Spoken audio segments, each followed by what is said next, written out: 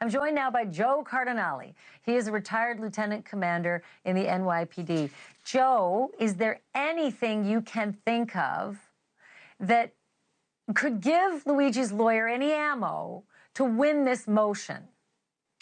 No, I don't think she has a prayer with this one, unless there's something on video that we don't know about that was alluded to, that she sees, that she wants to directly go to. But the standard operating procedure that you just laid out so eloquently with the videos that you just showed rises to another level when you're dealing with somebody like Luigi Mangione, whose face was all over nationwide, all right, all over the place. And somebody did recognize him, calls it in, the cops respond, and I think they were very professional from what I've seen on the video. And now they come across this, everything keeps rising with the suspicion and with, that they identify him. They look, yeah, this guy looks like it. He starts getting nervous and they go inside. Now they have to go into that bag.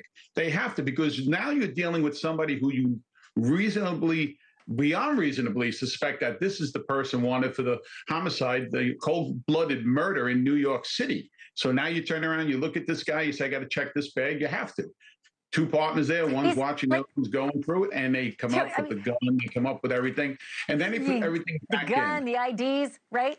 Joe, I'm going to get to that part in a second, but Joe, they literally came to the restaurant because someone said, I think that murderer's here. And they come to the restaurant and they look in his face, which is all over the news. He's the #1 fugitive in the United States.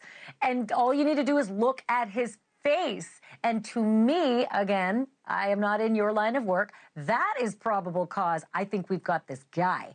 And I mentioned safety as well. Officers are constantly at risk of being shot, constantly at risk of whatever could be in that bag. And so going through that bag to me would be a natural. Real quickly, another complaint of the officer, of the attorney, they repacked the backpack and took the backpack and Luigi into the cruiser along with them. What is wrong with repacking the evidence into the bag to take the whole kit and caboodle in for processing?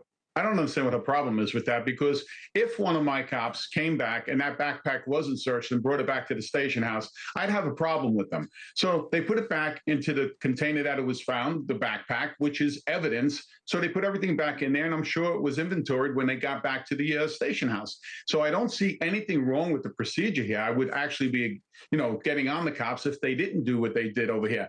These cops acted very professional. They weren't rough with him. They weren't demeaning to him. They handled themselves very professionally.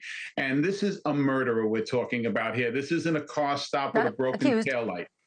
Yeah, accused.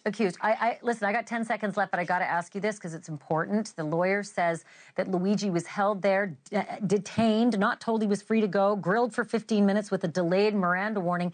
He apparently said the words, no, when he was asked if he wanted to talk to the cops. But nowhere do I see he said, I want my lawyer, which is where Miranda triggers, and that's it. You can't use anything after that. Am I wrong? I mean, as a cop, don't you know that the minute they say, I want my lawyer, it's kind of over, the talking? Right, at that point, but you're still allowed to ask pedigree questions and everything because you have this person in custody, and they're not going specifically, did you do this in New York City? It's pedigree information. They're very calm about it. They're progressive with it, and they take it back to the station house. I think everything was done by the book, unless there's something on those videos that we don't know about. They're just reaching, she has to. This is a sensationalized case. He's getting a lot of notices, with people that are supporting him with murals and everything. Come on.